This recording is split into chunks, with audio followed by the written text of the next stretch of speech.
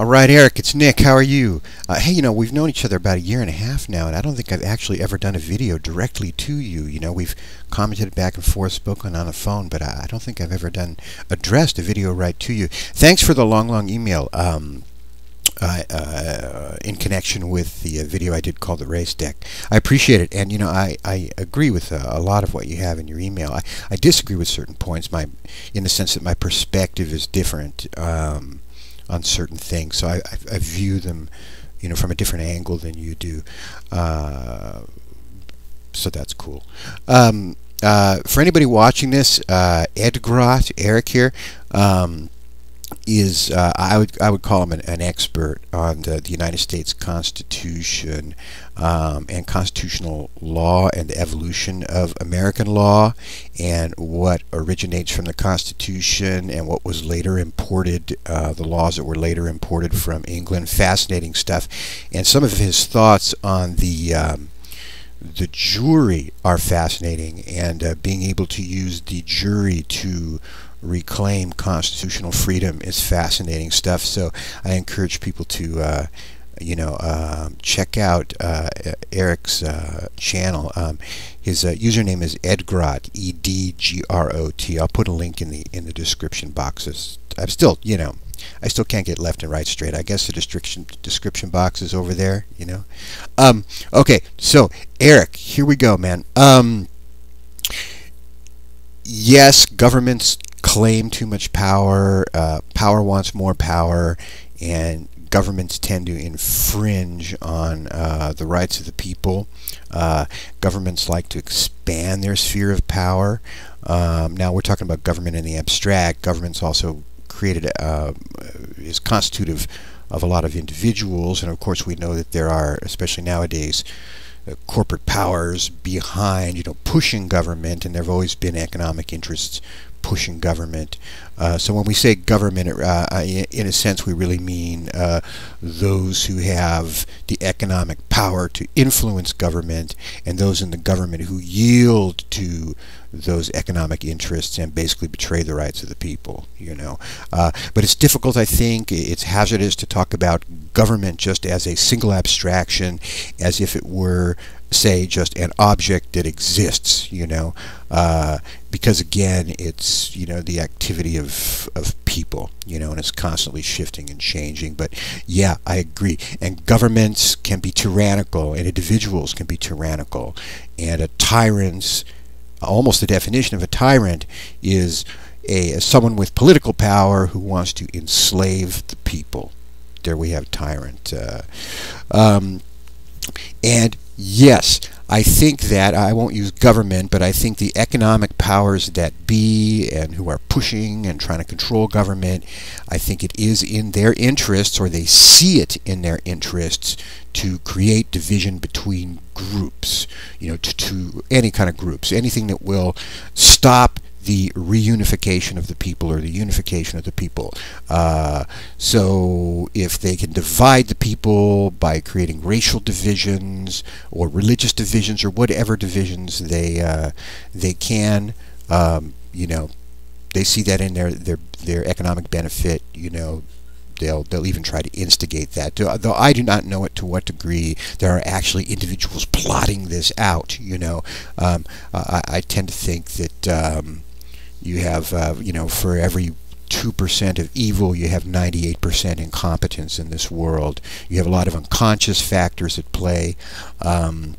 So I don't know if there is a small group of people consciously trying to plot new ways every day to create racial divisions in the country.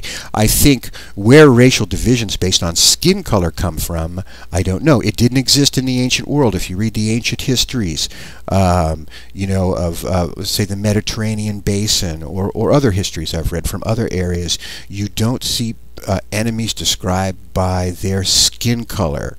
When they talk about struggles with the Persians, with the Carthaginians, the North Africans, the Egyptians, any of these groups, they never mention skin color. So this type of racism based on skin color is a relatively modern phenomenon, I believe. And as far as the root of it goes, I assume that the root of that is in the economic gains that were being made from slavery, modern slavery, where they enslaved people of African descent, and then it became very easy then to choose something like skin color, which people can't help wearing. It's obvious, to then use that and to use that as the basis for basically dehumanizing people, and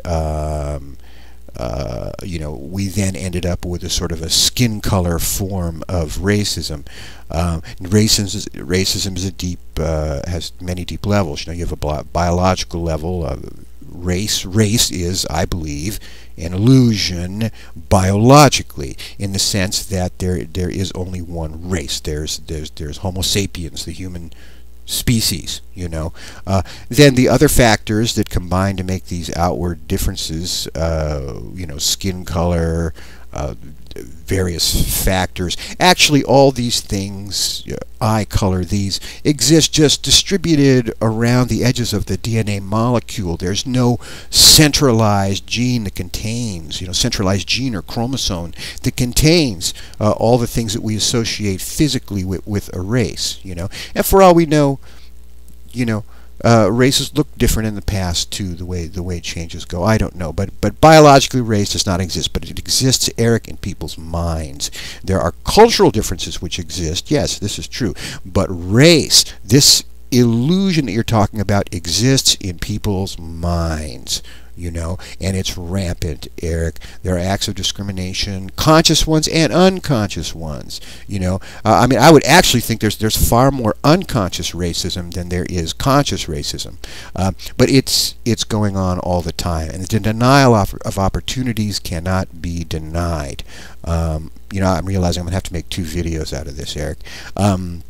And a lot of that, as I say, happens on an unconscious basis. There are various factors at play, and part of what I like to do is raise people's consciousness so that they are aware of their own unconscious drivers, the things that are running them like an automatic program, and forcing them to make decisions to a large degree unconscious, that are basically denying other people opportunities, because that is unjust, and we can solve that simply by raising people's self-awareness.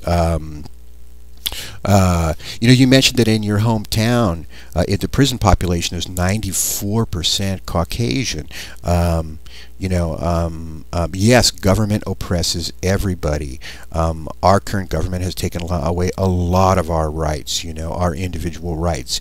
That great movie V said that governments are supposed to fear their people. The people are not supposed to fear the government. The government is supposed to fear the people, which I agree with.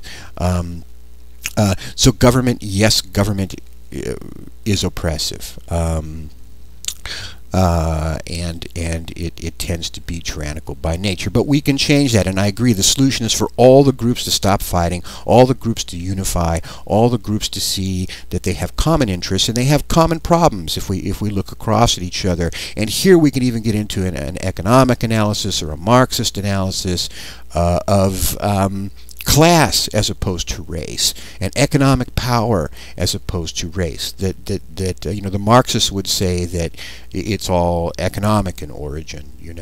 I'm not a Marxist, but there's something to be learned from that perspective.